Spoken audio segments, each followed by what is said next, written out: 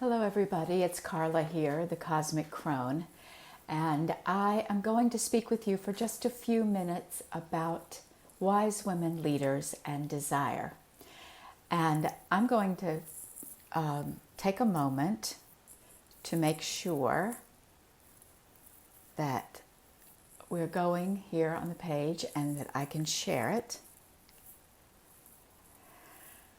How did that happen?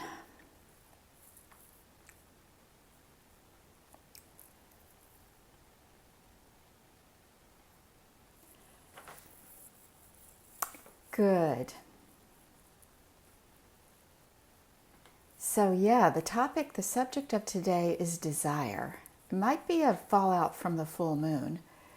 And it's also something that's on my mind because of the books I'm reading and the client sessions I'm having. And it's kind of strange. I almost forgot that desire is the key. It's not giving me a share button. There it is. So many buttons here, so many clicks. Come on, give me one click sharing, why don't you?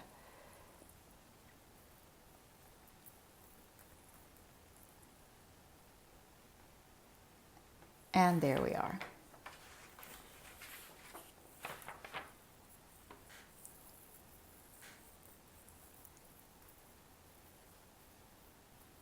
What the heck is that about? Okay. And I'm back. I'm going to turn this up. So, hello, Diva Carla here, talking about wise women leaders and desire. And it's very simple. Wise women leaders follow their desire.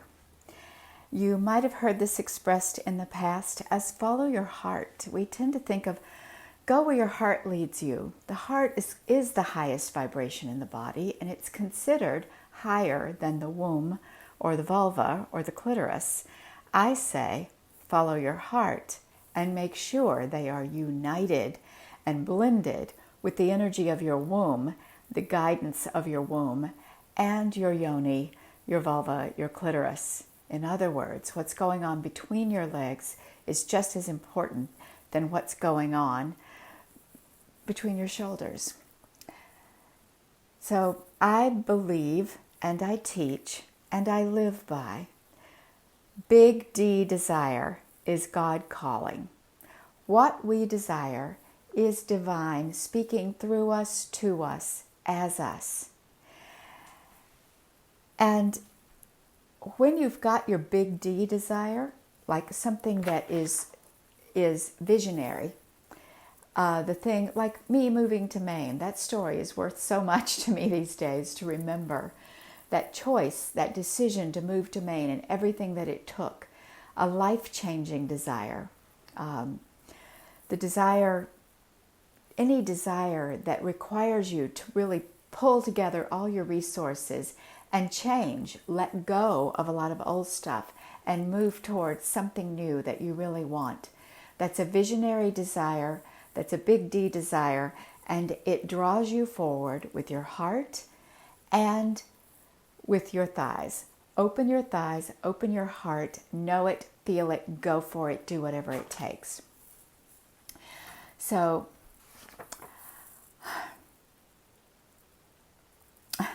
I started to write about how our sexuality and our sensuality can inform us about our desire, and then I realized so many of the women I work with are not in touch with their sexuality and their sensuality, their orgasm. And so they're just as confused and kind of vacant in the realm of desire.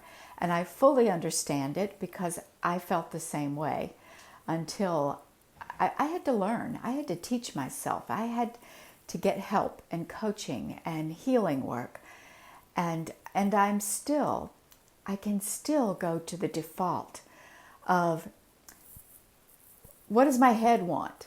What does my head want? And forget that it's all embodied. It is desire lives in your body. and it lives in my body. So that's one reason why I wanted to talk to you about it today. And I've got 3 points I want to make. One is, if you've lost your connection to your sensuality and your sexuality, do whatever it takes to get it back, because that will feed your desire. It will help clarify and put you in touch with your desire so you can use that energy to move towards what you want. And in order to know your desire, you have to practice. If you're like I was 20 years ago and somebody said, well, what do you want, Carla? And I suddenly felt the world close in on me like a dark black box. And I realized I didn't know. I hadn't one idea. I did not have a single value for my own desire. In fact, I devalued it. I thought it was wrong. I valued not having desires. And that was something I learned as a very, very young child. And it has taken my whole life to heal it and to change. And I'm still in the process. It never goes away. So what did I have to do? First, I had to practice. I tried on desires. And I tried to figure out, well, how can I get that desire? And then I realized I didn't even want that. What do I want? What is my authentic, heart-shaped, vulva-shaped desire? And I actually discovered that part of what turns me on because of these childhood decisions is not having my desire.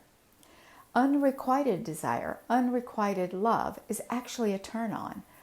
I think, and that's something to explore. That's like a clue. Go in there and find out, why is that a turn on? And how can I reclaim that turn on to get more of what I want? How can I use that? Carolyn Elliott talks about this. She calls it existential kink. And I realized it in the course of a giant heartbreak a few years ago. Oh my God, I actually like this. This actually feels good to me. I've been doing this my whole life. Whoa, that was a big one. So if you want to get in touch with your own desire, you need to practice. Start anywhere. Tune in. Get connected to your body, your sensuality. Do it at the most simple level. What's my favorite flower?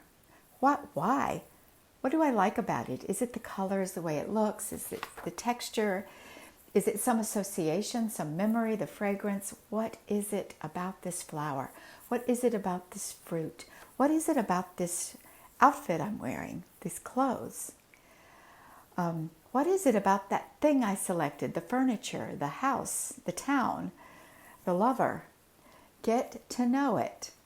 And sometimes the clue, perversely again, is what do I spend all my time hating to the point that I actually feel good hating it?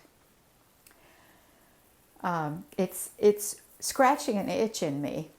That'll give you a clue. What I really desire is the opposite, but I'm somehow getting turned on by not having it. Oh, that's crazy, isn't it? Yeah, well, we are. We're crazy human beings, and we got crazy minds. So let's learn to use them and get them on our side. And then once you start getting a clue of your desire, trust it. Believe in yourself. Trusting your desire is trusting yourself and believing in yourself. And a lot of us don't do that. We need outside validation. We need someone else to tell us what they want so we can get on board with it. We're afraid that we're unworthy. It won't work. We don't know how. It never works. And we actually get off on that. Yeah. So I just say, follow a desire. Pick one and follow it. And even if it turns out to be a side path, you're going to wind up closer to your true desire because you're going to learn, oh, what's not quite right about this? You're going to exercise boundaries and feeling what it's like to follow a desire. And you're going to learn from you're going to have successes and failures along the way, and that is so rich. And then once you're done, you're actually going to be farther down the path to what you really desire. So trust desire, follow it, and when you realize, oh, that's not really what I wanted, well, there's a little bit of a nuance to there. You have to be willing to change course if you absolutely positively know it's not right. You also have to know when you're avoiding and resisting. That's trusting yourself, knowing how to read your body, your gut, your inner truth. It's a learning curve, and it's something we all need to work on, to practice, and to get teaching and coaching about. It shortens the curve so much.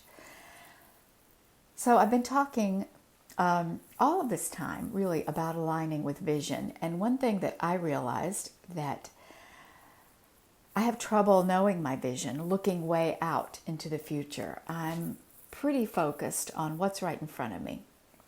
And so, and part of that is related to this desire thing. My mind can project out there, oh, it would be great to have that. I wish I had that. And I'm supposed to want that. And that would solve a lot of problems that I'm currently experiencing right now. So why don't I get that? And it's not here, and it's not here. And so what I am beginning to learn is that if I want to get really clear about my vision and the details of it and the sensuality of it and feeling it in my body and knowing what's real, I have to connect that vision to desire. Physically, mentally, emotionally, the divine longing, the thing that pulls me forward.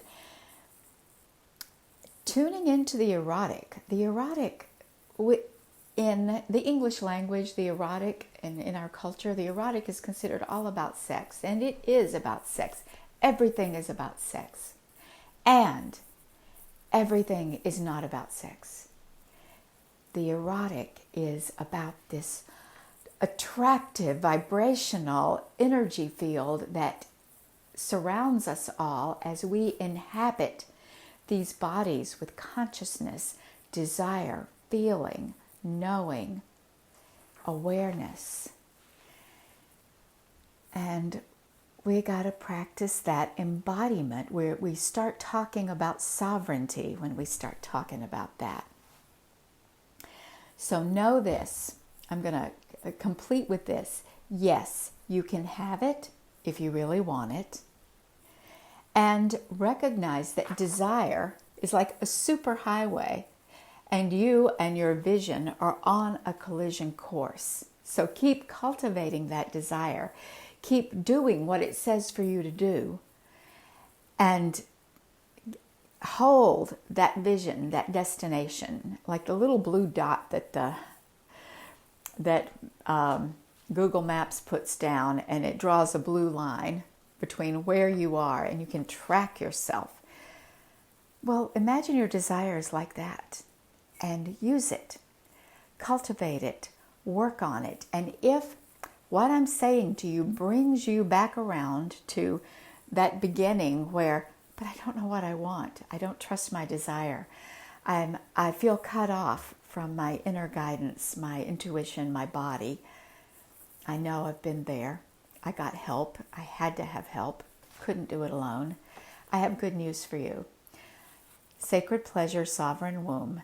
The second session is opening in July. So I want you to stay tuned for those details. I'll be telling you more about that soon. Meanwhile, this evening, wherever you are, go practice desire. Just tune in. Practice. Start small, and then realize that it's exactly the same feeling as the big, and it can guide you. Hi, Janelle. I see you. Thanks for coming. Bye-bye.